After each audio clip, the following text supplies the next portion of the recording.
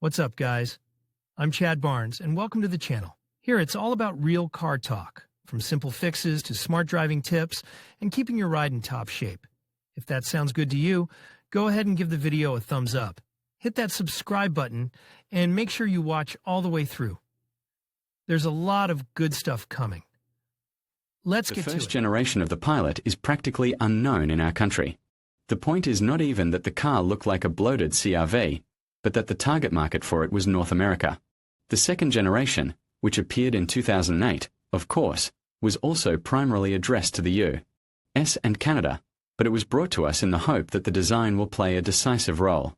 Stylistics of the large crossover reminds other Honda models of those years, for example, ridgeliney element with their angular shapes. The car came to Russia quickly, in the same debut year of 2008, and in addition to the design, Honda boasted an 8-seat interior. The third row had 3 seat belts and enough room for 3 children. The model, imported from the U.S. from the plant in Alabama, remained quite competitive in price. At the start of sales, it was within 1.4 to 1.5 million rubles.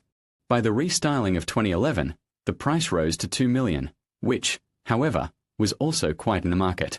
The more so that successful by the standards of the class sales did not mean large circulation.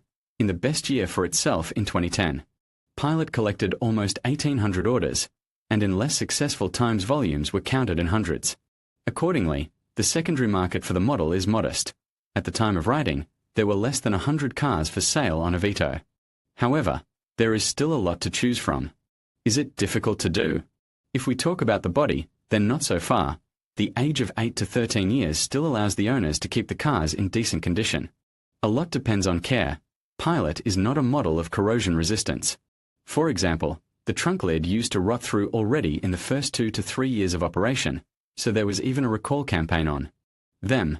In general, it is not a sin to try to visit a dealer with a rusty trunk. With the rest, you will have to deal with it yourself. The steep front part willingly collects chips from stones and road debris, so red spots on a hood and wings are rather a rule than an exception. The headlights are scuffed and cloudy, as well as the chrome on the massive false radiator grille. The joints of fenders with bumpers sometimes hide under themselves rub paint, and at the joints of front doors and fenders corrosion can appear due to stones from front wheels.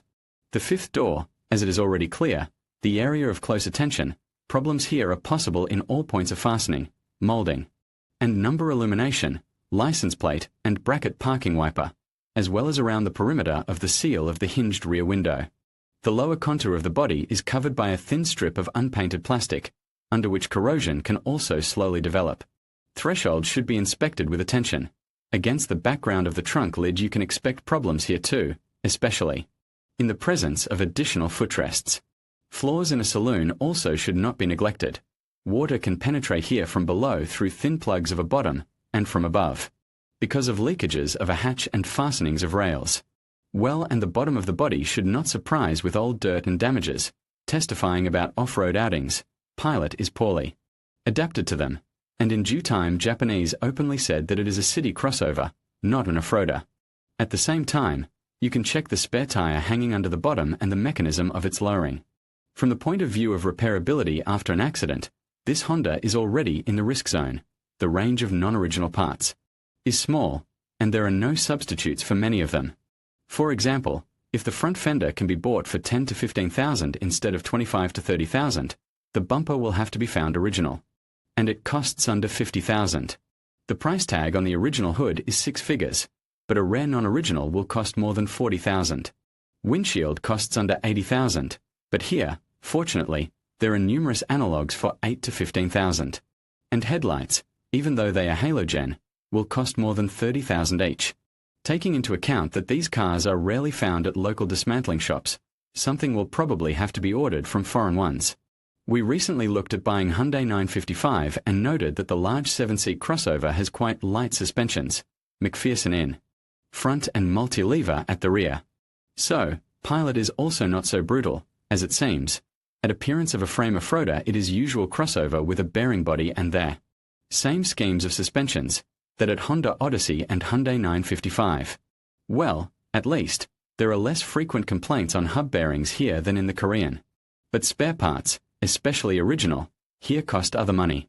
For example, The front L-shaped lever complete with a ball bearing costs more than $25,000, and you can't buy it non-original. Only silent blocks are offered in the assortment, including a separate rear one. Shock absorbers, that front, that rear, cost about $18,000 each, but if for rear there are a lot of substitutes from $3,000 to $10,000, the front ones will almost certainly have to buy from KYB at $10,000 per piece. Consumables, fortunately, are cheap. Stabilizer struts can be bought from 400 rubles at the price of the original of $3,000. Small rear levers pulls will cost about $6,000 each, and for large levers like longitudinal there are silent blocks, however, often only non-original. Hub bearings, if you do not look at the original, also fit into the typical amounts, from $3,000 to $4,000 for the cheapest hub assembly, and $5,000 to $7,000 for a high-quality analog.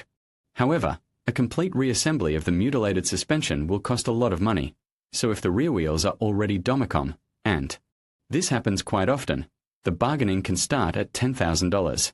Brakes in a large crossover, of course, are disc brakes around the circle, and in front there are two piston calipers with a floating bracket. However, in this part Honda even a little concedes to the same 955. Rear discs here are not ventilated, but front discs are a little bit bigger in diameter, 330 mm against 321. Expendables do not shock with prices, if it is not original, of course.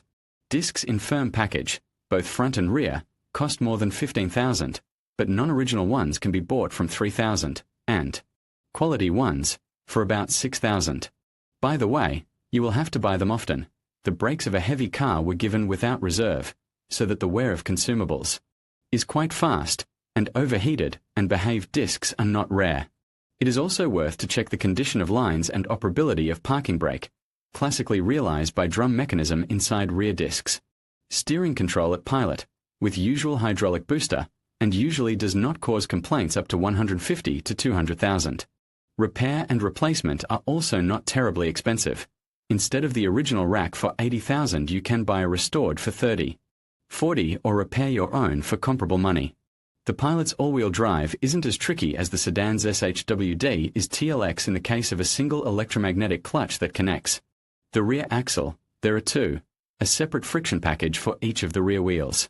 Such scheme allows more detailed dosing of power to the necessary wheel, and also to imitate differential lock, and even forced. However, forced blocking of a full drive works up to 30 km per hour, and by default Pilot is front-wheel drive at all, the moment on rear wheels is supplied only at slippage of front wheels. In general, do not overestimate the capabilities of the car, based on the appearance and promising description of the all-wheel drive system.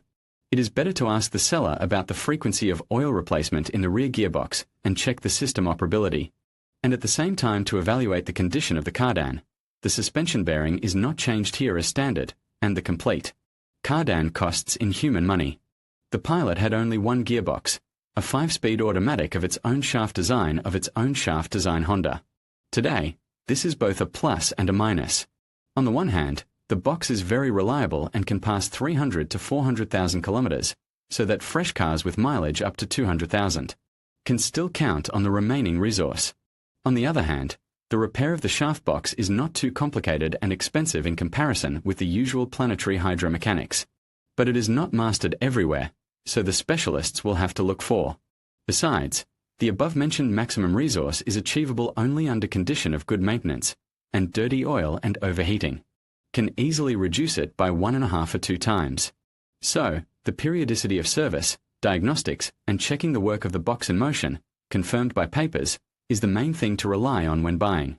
Only one engine was also offered for the Pilot, a 3.5-litre petrol V6 with the J35Z4 index.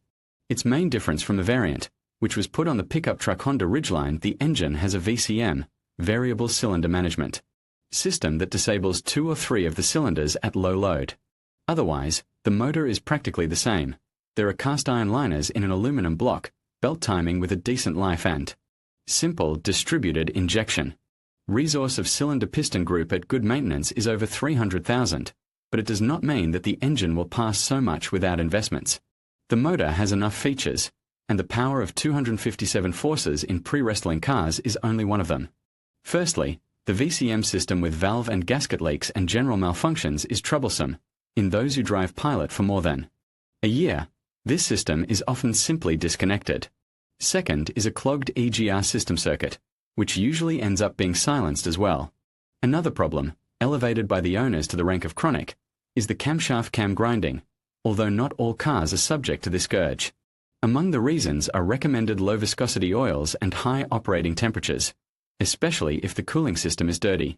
In addition, you should be concerned about the presence and condition of the catalytic converter, which by this age many people have already prophylactically removed with reflashing the engine to -€2. And also examine the engine cushions. Hydraulic ones are very expensive, so it makes sense to bargain for the cost of replacement. Well, now, having briefly dealt with the features of a large 8-seater crossover from Honda, we can try to form an image of the optimal copy. Firstly, it should be restyled, not only because of age, but also because of more than double overpayment on transport tax, which is not justified at all. Well, and secondly, it should be well groomed and serviced. Here diagnostics and inspection come to the forefront. A logical addition to the second point will be a small mileage and a minimum number of owners. Here to help may come Autoteak Aware. In addition to the history of mileage, you can check the accident history, liens, restrictions, and other dark pages of the biography of the car. Taking all this into account, a good car will look like this, from the first owner, with a real mileage of about 200,000 kilometers and a transparent history. And for a few years of ownership, you can personally deal with how brutal exterior corresponds to the internal content. In conclusion, while the Honda Pilot 2 may initially appear to be a daunting investment at 1.5 million rubles, a closer examination reveals its potential value. With a solid reputation for reliability, spaciousness, and comfort, this vehicle can serve as a practical choice for families and adventurers alike. Ultimately, the decision hinges on your specific needs and budget. If you prioritize durability and versatility, the Honda Pilot 2 could very well be worth the investment. Thank you for watching, and we hope this analysis helps you make an informed choice.